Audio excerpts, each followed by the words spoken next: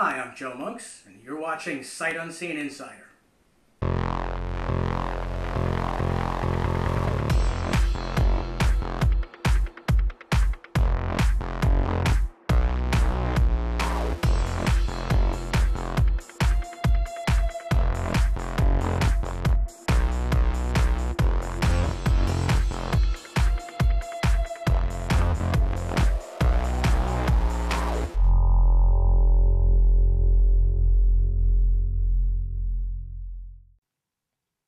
Thanks for tuning in to Insider. As always, there's lots going on here, but the two things that I want to hit on today are an update for our Kickstarter supporters and especially the people who've been buying merchandise through our store to support the production of The Bunker.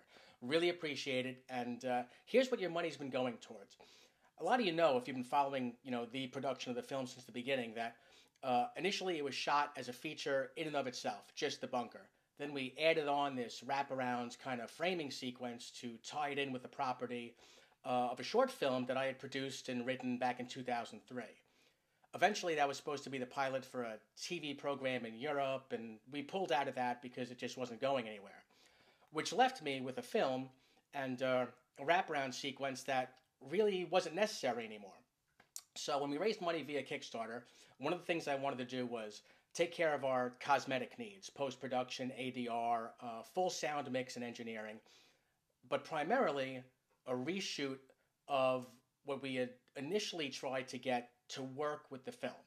And last week in Los Angeles, we took care of that. And here's a clip from that reshoot. Stories. I'm getting tired of this. You want me to get out the pliers? You have something to tell me, don't you? So? Yeah, I'll tell you.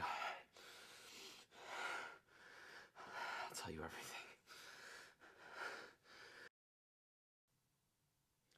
Now, I know some of you are going to be surprised because you're seeing characters who were initially involved in the first shoot back in 2006.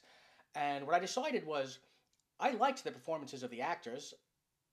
It was simply the concept that was crap. We were trying to pigeonhole something around my film that really wasn't, supposed to be there. So, I'm a writer. What better to do than simply rewrite most of it and reshoot it and use the same people because they were damn fine the first time around. And that's what we did. And last week in Los Angeles, a couple of grand of your Kickstarter and other fundage went towards doing that. And now we've wrapped everything. The shooting is done. We've got all the components we need. The original score is in. We've laid in all the additional dialogue and recording, all our re-engineered sound. We're really close to finishing the whole film, which left us with post-production. And this is where a good chunk of the rest of the money that people who pledged and have been buying things is going towards. And we've been waiting a while to make the announcement because when we first had a film look put on and we first had a sound design allegedly done, it was awful. I had complaints about it top to bottom. The sound mix was just garbage. We threw that out, same as we did with the edit back in 2006. And we started from scratch. And what I decided to do was hire a post-production firm that was top-notch, knew what they were doing, and could give me samples of stuff that everybody who I would have look at it knew was good stuff.